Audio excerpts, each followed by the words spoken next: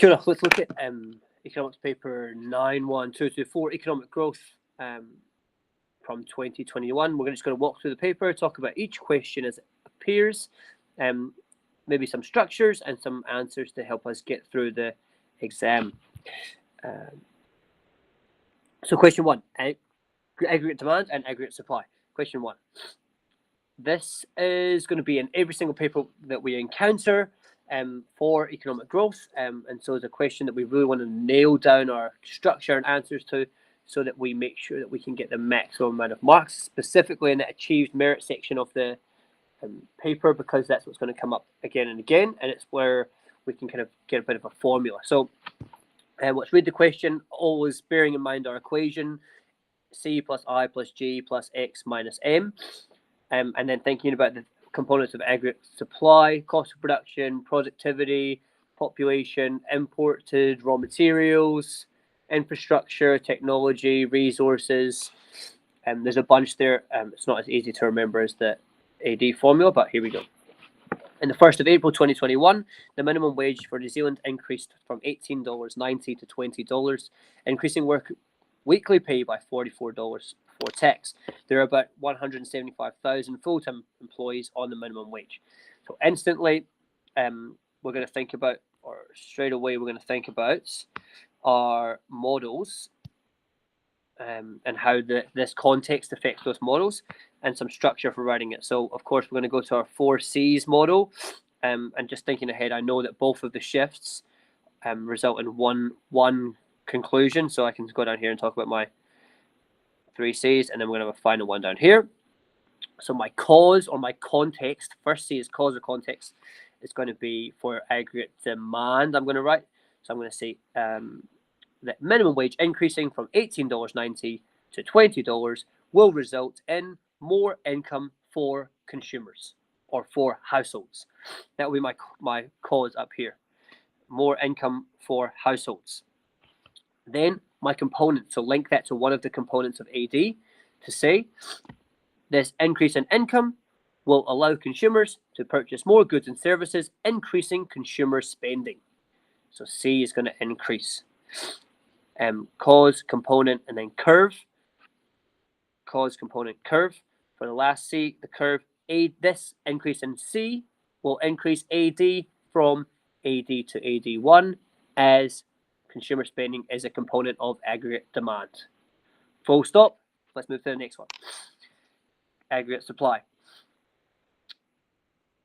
AS. So the AS is shifting backwards, and it's just a little shift backwards, but we're not actually too stressed about the size of the curve here, because the question is actually only asking about an explanation for the shift, not to justify the size. So we're going to go again to our first C, which is our context or our cause, and that is New Zealand businesses will experience an increase in wages paid as minimum wage increases from $18 to $20.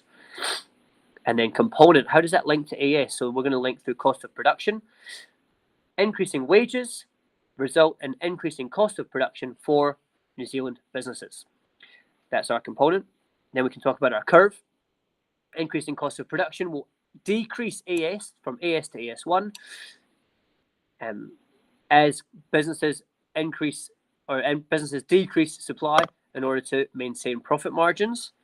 And then the last one down here, which is our double conclusion. So the 4th C for both is conclusion. As we've only got one shift in Y, we're going to link them both together, and we're going to say the large increase in AD is going to cause a large increase in real GDP.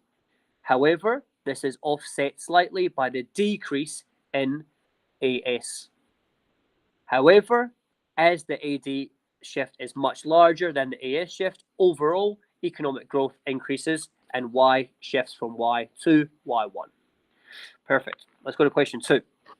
A New Zealand salmon farming company would like to expand operation, and the initial investment would be about $35 million.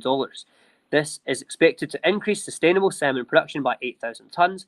It will provide valuable export receipts, and is expected to create hundreds of new permanent jobs in the region, as well as flow-on jobs in other areas. And we've got 2 shifts here. The first thing I noticed straight away is the size of the curves and this is much smaller. So that's just standing out to me straight away. And then I'm talking about, again, explanation for each of the shifts. So we're going to start thinking about my C's, C, C, C. Again, there's only one change here. So we're going to go C, C, C, and then do a final conclusion one at the bottom. My first cause, I just prefer starting on aggregate demand. I don't know why. I don't have to, but I will. Aggregate demand, I'm going to say firstly, salmon farming, New Zealand farming, or the New Zealand Salmon Farming Company is increasing its investment in production by $35 million. Full stop. So I'm just using this context from up here. I'm trying to frame that in a way that's going to lead me to my next sentence. My next sentence is going to be, this is an example of, I don't want to use that pen. This is an example of increasing investment as the salmon farm is spending $35 million. In fact, I think it says investment there. This is an example of business investment of $35 million. So use the context, link that to my component, I could even put the little I next to it to make sure I'm clear. And then the last one is going to be my shift. This is going to increase this will increase AD from AD to AD2. Because I is a component of aggregate demand, and you can state it again. AD equals C plus I plus G plus X minus M. Then we can go to our supply curve. The cause of the supply curve changing is the New Zealand salmon farm will increase its production by 8,000 tons of salmon. The next sentence, components. So we're just saying simply that there's an increase in output. So this is increasing production of salmon. Then that's our component, just that we're producing more goods and services, and then specifically salmon, obviously. And then the curve is going to be, this will cause AS to increase from AS to AS1. Full stop. Final conclusion sentence for all of this into here is the increase in AD will add to the increase in AS, overall increasing growth or increasing real GDP from Y to Y2, representing economic growth. Nice, that was quite a simple one. And then growth, for the final question for AD, explain why growth in New Zealand economy may be greater due to the increase in the minimum wage compared to expanding salmon farming. And for me, I'm looking for a few things. And again, excellence is where we kind of lose a lot of our structure and formatting. But usually we're going to say, on the one hand, let's talk about one graph. On the other hand, talk about the other graph. And I'm going to say, on the one hand, or the main factor that's going to influence me here is this big number here, 175,000 employees, compared to hundreds of new jobs. So hundreds of jobs compared to hundreds of thousands of people impacted. So number of people impacted is going to be one of my larger ones. And then the second factor is going to be this in the region, so a single region, whereas minimum wage is going to affect our entire country. So that's the second one. Again, not heaps of room to write. So I'm probably going to say, on the one hand, minimum wage affects a large number of people, e.g. everyone on minimum wage, and possibly it will cause increases in wages for people not on the minimum wage as average wage levels rise. And secondly, minimum wage affects nearly every region and every industry. So minimum wages across the whole country. Whereas, and I want to use a comparing word here, whereas the increase in salmon farming is going to be one industry, it's going to be one region, it's going to be one or a few hundred jobs, right? So there's three components I can reference there to encompass my whole answer. Let's go to section 2. Question 2. Question 2, circular flow. What I want to show in my circular flow is 1, I understand injections and withdrawals. 2, I'm going to link it to increased output at some point. And then 3, I want to talk about 3 sectors and I want to talk about 3 flows, and I'm going to jam it in there so I really show I know the flows and I know the sectors. I want to try to tackle 3. Here we go. I'm not going to read out the whole context here, but you can definitely pause and read it yourself. Computer game creators, are producing lots more computer games. They employ 1,000 skilled workers. Oh, let's use a highlighter. They employ 1,000 skilled workers. If they grow, they're going to increase growth from 300 million to 1 billion. And it's got minimal impacts on the environments. So the question is, how can a successful computer gaming industry impact on growth and using income? And one of the injections in the circular flow diagram. So one of the injections is already given to us. It's going to be one of the injections, and it's going to be here, export receipts, and then income later on. So export receipts here. Let's start a question. A successful computer gaming industry will increase export receipts from overseas. That's key. State the sectors from overseas to producers.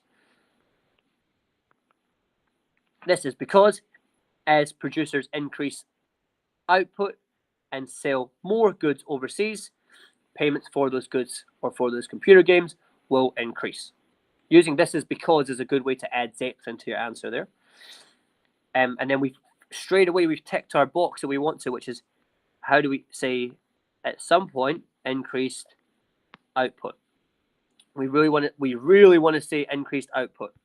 We really want to say increased output.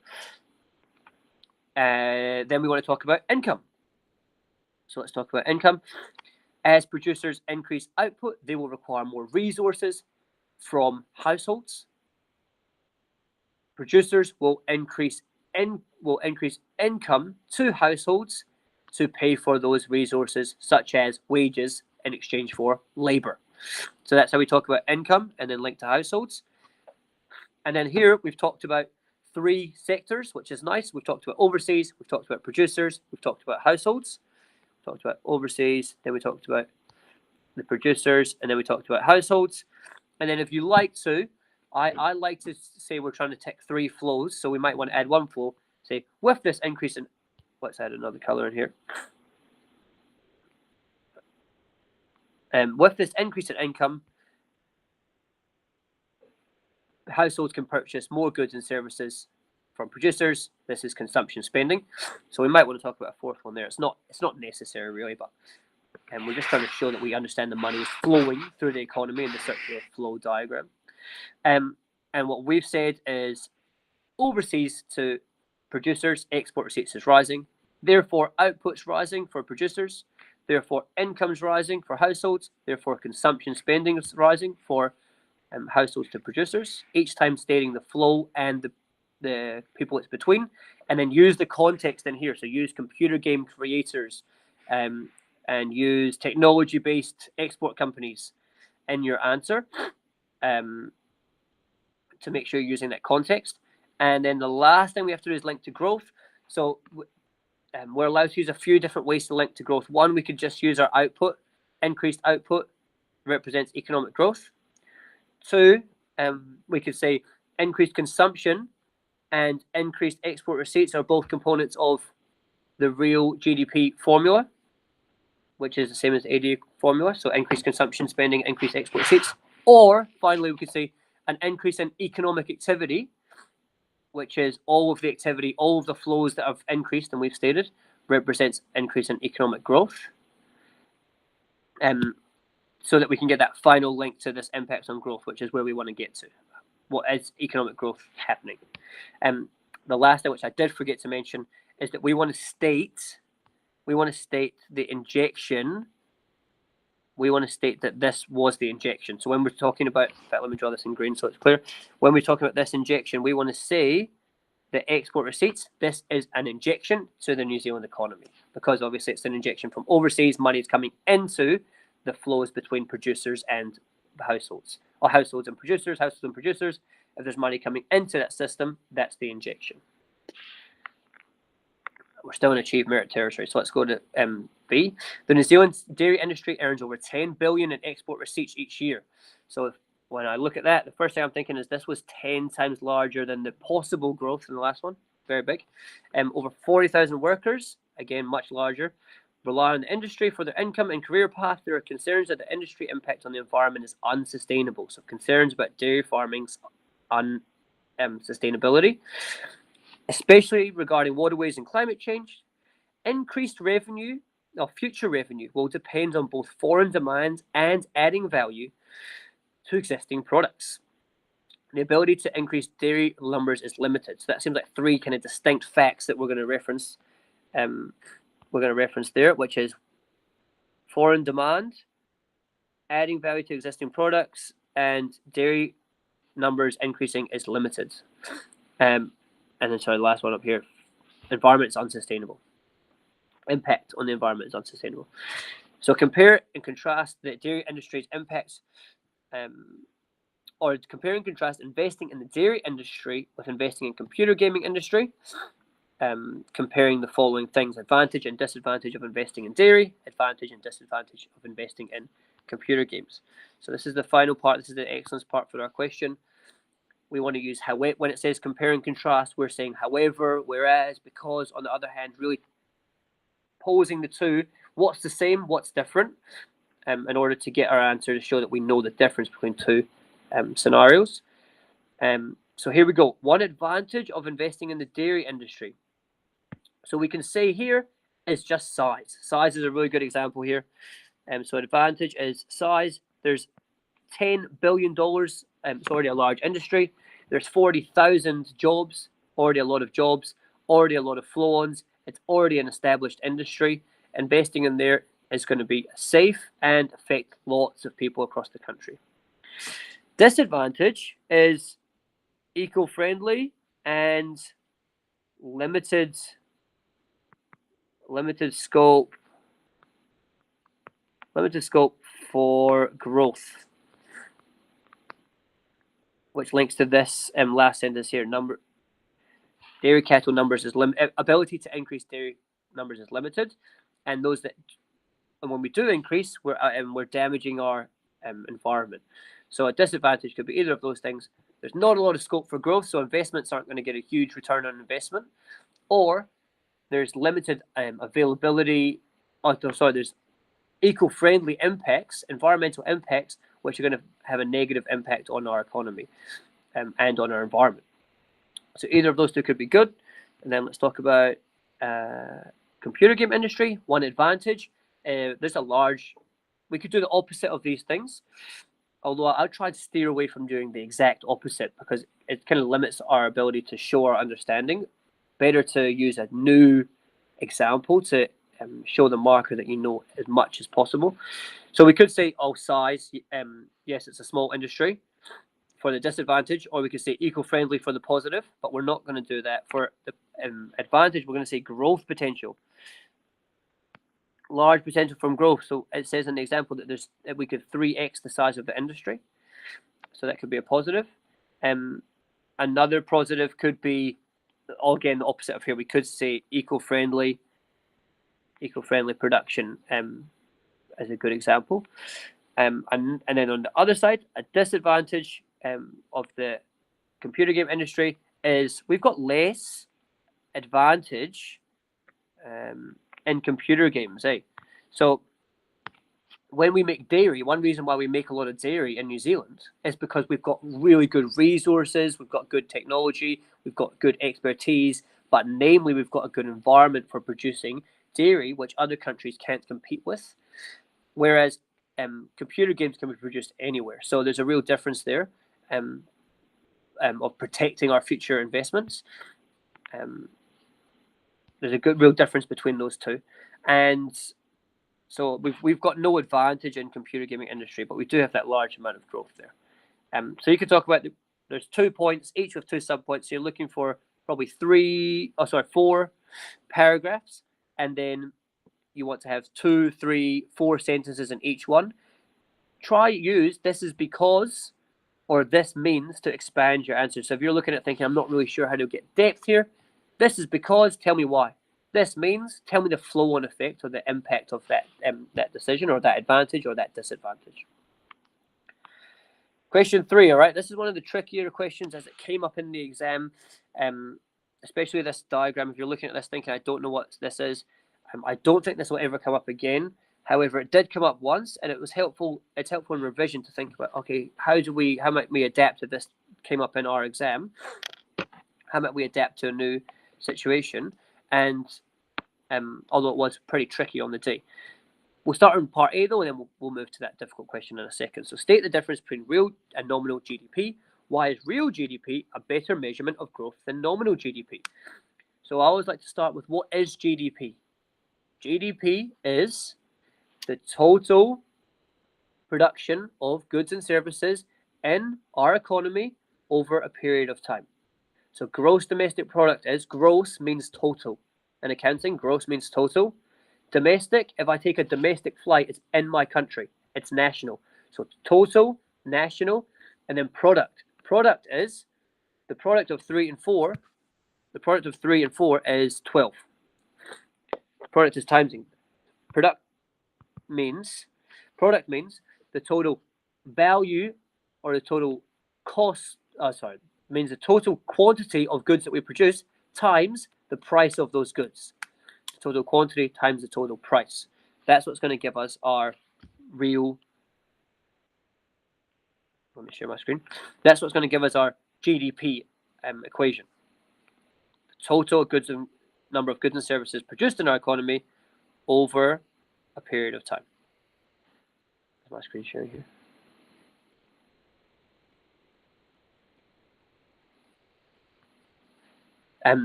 Total amount of goods and services produced in my economy over a period of time. The difference between real and nominal is, nominal just takes that number. So what's the amount that we produced this year times the price this year, and that's our nominal GDP. Our real GDP is what's the amount that we produced this year, the amount of goods and services, but take into account last year's prices so that we don't add inflation. So maybe the example here would be, in my economy, I produced 100 pairs of scissors, each $1 each. Next year, there's inflation of 10%. Now, scissors are worth $1.10, and I produced 100 of the exact same scissors. Nominal GDP says that we've had 10% growth because our price times quantity has increased by 10%, $110. Real GDP removes that inflation. It says I recognize the price has gone up, but not because the scissors are actually better. It's just because of inflation. So we're going to say the real GDP is $100. So we remove inflation. So why is real GDP a better measurement? Because it shows the real output of goods and services compared to the previous year, which means we know if we're actually producing more goods and services.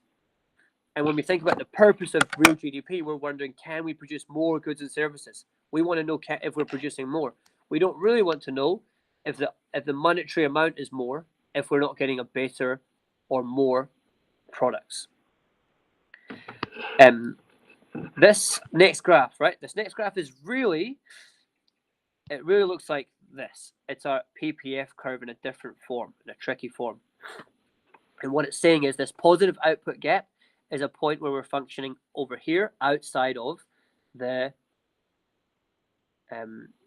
total productive capacity, or the total potential output. So this line here is the potential output, or the total possible production. And then here, and a point inside would be our negative output gap. So in the negative output gap, we're not at full capacity, and at positive, we're above full capacity. You might say, how do we get above full capacity? And that's a good question, because sometimes we say it's not possible. A good example I like to use is, in 1 week, or in my contract, I have to work 40 hours a week. And I'm happy to do that all year. All year I can work 40 hours a week.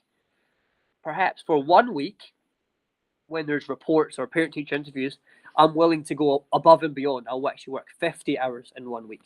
And I'll go outside of my production possibility curve into one of these points out here. But that's only for 1 week. And that would, on the graph, look like this, the positive gap. I'm going outside of my potential output for 1 week. However, in the long run, I can't stay at that 50 hours. I'll crash. And perhaps even after I have my 1 week, on that next Monday, I have a sick day and I'm producing less than my potential. I go back down into the graph, into the potential. So in the long run, my potential is shown here. I can creep out of there for a little while, but I need to stay in or on the line as a rule.